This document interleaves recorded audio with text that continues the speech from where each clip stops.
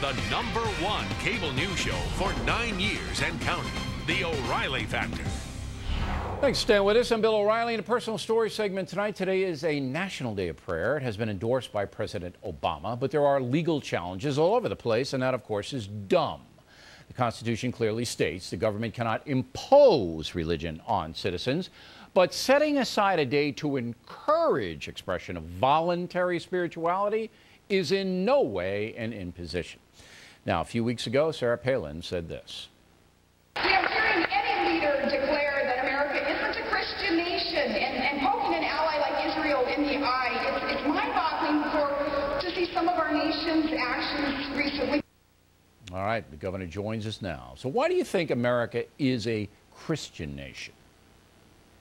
I have said all along that America is based on Judeo-Christian beliefs, and nobody has to believe me, though. You can just go to our founding fathers' early documents and see how they crafted a Declaration of Independence and a Constitution that allows that Judeo-Christian belief to be the foundation of our laws, and our Constitution, of course, essentially acknowledging that our unalienable rights don't come from man, they come from God. So this document is set up to protect us from a government that would ever infringe upon our right to have freedom of religion and to be able to express our faith freely. Okay. So it's ironic that here on the National Day of Prayer, there's so much controversy about whether or not we're a nation that's built on Judeo-Christian beliefs and whether or not we can even talk about God in the public square. Well, all I have to do is walk into the Supreme hearing. Court chamber and you'll see the Ten Commandments. And so we know that you're absolutely correct. The Founding Fathers did base not only the Declaration of Independence, but the constitutional protections on what they thought was right and wrong. And what they thought was right and wrong came from the Ten Commandments, which is Judeo-Christian philosophy. So that is beyond a reasonable doubt. But here's what's happened. America has, as they say in California, evolved. And now we're a much more secular nation than we were back in 1776. So the opponents of spirituality in the public marketplace say, hey, this is a violation. We can't be pushing any kind of spirituality. And you answer?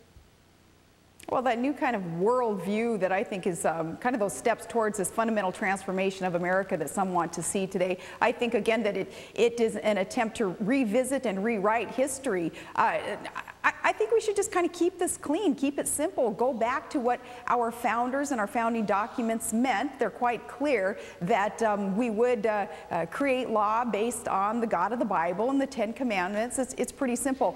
Well, what do you say, though? Well, what do you say to the people in Chinatown, in San Francisco, and here in New York and other big cities, the Asian Americans who come from a different religious culture?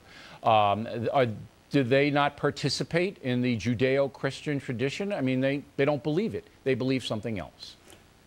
We get to say to them, yay, welcome to America, where we are tolerant and you have a freedom to express whatever faith. You can participate peacefully in whatever religion that you choose. That's what America is all about. And we would ask, though, that there be respect by our courts. Look at Judge Crabb and this ridiculous ruling or her opinion that's come down saying that National Day of Prayer is unconstitutional. We would ask that there would be respect for what the Judeo-Christian beliefs are, too. What do you think drives? It's mutual tolerance. What do you think drives Judge Crabb, who I agree with you is desperately wrong?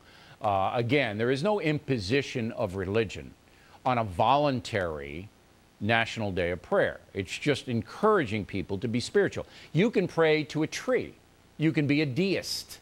I mean, Founding Fathers, some of them were. Yeah. So there's no imposition. So what drives a Judge Crabb to say, hey, this should be illegal? What do you think drives that?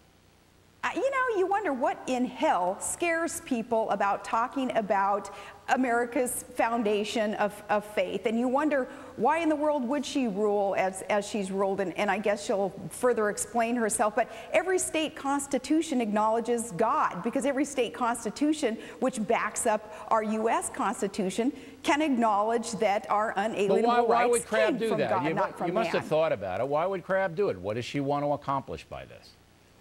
It is that worldview that I think involves some people being afraid of being able to discuss our foundation, being able to discuss God in the public square. That's the only thing I can attribute it to, is some fear of some people. But look at our national motto, "In God We Trust." How inconsistent then to be told that we, on a National Day of Prayer, which, as you point out, isn't any kind of mandate or any kind of force for anybody to believe any certain thing, but how inconsistent to say that, though, in the public square, we cannot talk about or talk to that God that is in our national motto. Yeah, we can only trust in the God inside our own homes, but once we get out, can't trust him. All right, Governor, always good to see you. Bill, okay, hey, we also need to remember, though, Margaret Thatcher and other foreign leaders and foreign observers thinking America is such a great and exceptional nation because we do base our laws, our values on the God of the Bible, the Old and the New Testament. Right. So if they can observe it, we should. Well, we appreciate you coming on.